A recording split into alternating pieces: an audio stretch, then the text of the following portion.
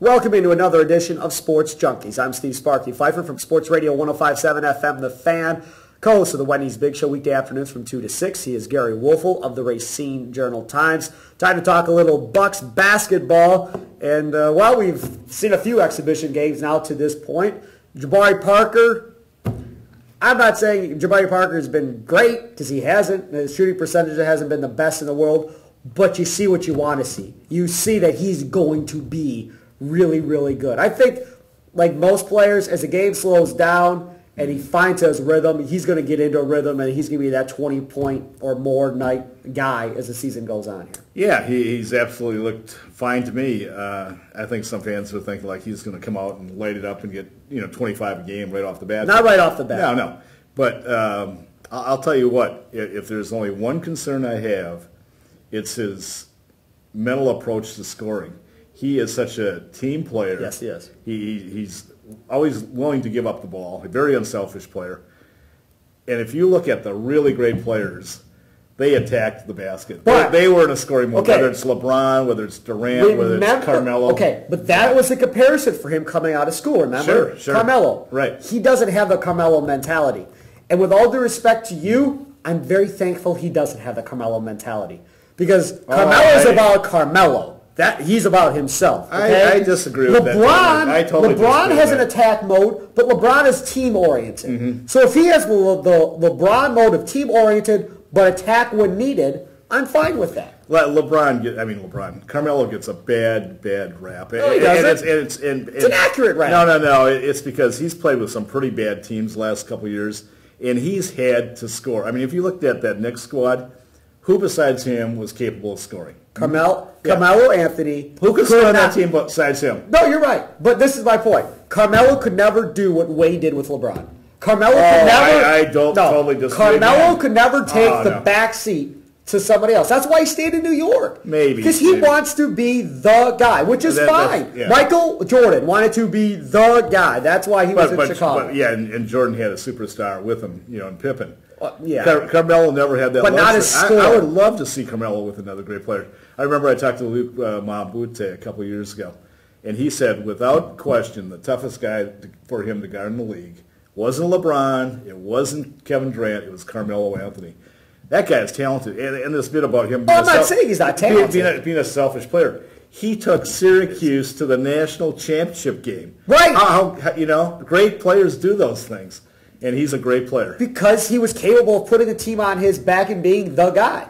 Well, forget it. We're getting on sidetrack. But back to Jabari Parker. Yeah. So I agree with you. I think Jabari Parker will get more aggressive on the offensive end when the regular season begins. And if he doesn't, I think Jason Kidd will kick him in the butt and tell him, get going. You got to be our guy. Remember, Larry Drew, I go back to that press conference, said, we now have somebody we can give the ball to in the fourth quarter. Absolutely. A go-to guy. And he has to now be that guy. That's just right. it. Now, of everybody to this point that I've seen, now we've only seen one game on TV, but I've listened to the rest of them on the radio. Of everybody to this point, Chris Middleton appears to be a starter on this team. I don't know if they're going to start him at the 2 or the 3, but he has to have a role on this team right now, the starting lineup, in my opinion. I tend to agree. I came out with a story the other day, and I think he will be the starting 2 guard. That's my gut feeling.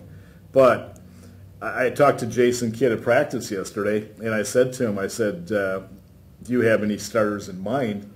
And to me, it's obvious. Knight's going to start. Don't think it's obvious. No, that's my point. You would think that Parker's a surefire starter. You think that Brandon Knight's a surefire starter. Larry Sanders, if he doesn't have any issues. Those 3 to me would be automatic starters. Agreed. And he goes, no, I don't have any. I said, across the board? He goes, yeah, across the board. He is wide open to just doing it his own way. No, I don't think so. I totally agree. He does, but he's not saying anything. But why? I mean, to me, that is so stupid. The Packers do the same thing. I mean, it's like McCarthy going, gee, I don't know who our quarterback's going to be. But again, it's the whole element of surprise. Let them be surprised on week 1. I come out with the game 1. Exactly. Now, nobody's going to be surprised. Okay, but this is my thing. Whoever your 5 are, I want to have your 5 in place by the last 2 preseason games. Absolutely. I want them to be able to play together, get your rotations on for a couple of games so you're ready. I don't want the 5 to go out there for the first time together and play all these minutes for the first time together in game 1. I prefer not to do that, okay? Mm-hmm. Now, back to what you said. I agree Brandon Knight's the one. I think Middleton is the 2. Okay, with you. This is where the argument's going to happen between me and Bucks Nation. Okay. Jabari Parker's my 3. Giannis isn't starting. And the 4 is going to be Ersan, and the 5 is Sanders. That's how I play. Now, again, that's if you're trying to win now. Mm-hmm. If winning now isn't important, which it really isn't at all, then fine. Play Giannis at the 3, start Jabari at the 4 if you want. I'm fine with that. But then it's not about winning now. Because Giannis' offensive game does not dictate for him to be in the starting lineup. Well, it just doesn't. You know what? And I'm not pushing the panic button on Ersan Ilyasova, but he does not look good.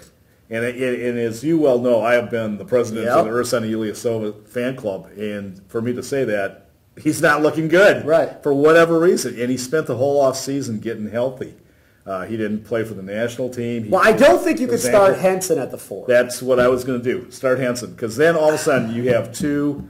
Again, it all hinges on Sanders. Sanders is the key. If Sanders is in the lineup, they got an anchor behind him. This is my issue. Yeah. Do you want your 4 and 5 with neither one being able to shoot, be able to stretch the floor out? Because neither one can stretch the floor out. If Henson's at the 4 and Sanders is at the 5, okay. I'm not saying Henson doesn't deserve to start. Right. All I'm saying is I don't like those 2 individuals. I'm kind of like Larry Drew.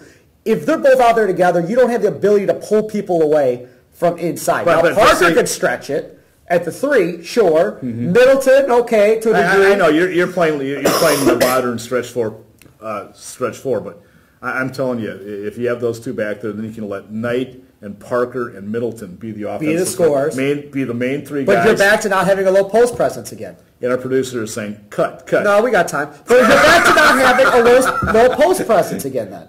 Right? And you're okay with that? Yeah, I am okay with that. Because I think all of a sudden you become an extraordinarily good interior defensive team. And that's where the Bucks got killed last year. It would be fun to watch those 5. Yeah. If they go your way, where it's Knight, Middleton, Parker, Henson, and Sanders, you could get up and run. Absolutely. You're super long. You're super athletic. You're super athletic. Yeah, I love it. I mean, if you go that way. Now, again, no little post presence. And Henson has really come on. I mean, you can tell he has buckled down. His off-season regimen was very good. And him and Sanders like playing together. Right, so. Yeah.